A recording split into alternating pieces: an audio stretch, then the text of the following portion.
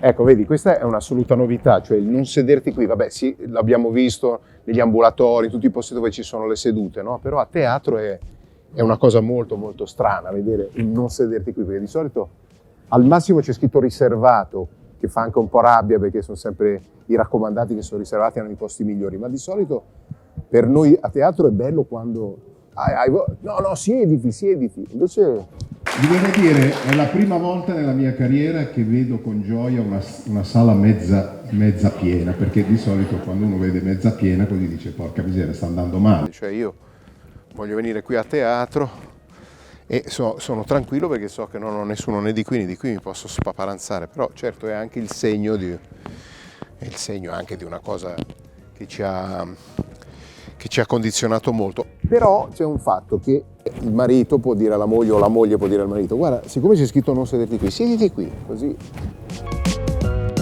È una serata molto speciale e quindi spero vi divertirete. Lo spettacolo si intitola Vorrei essere figlio di un uomo felice e capirete il perché a breve. Grazie.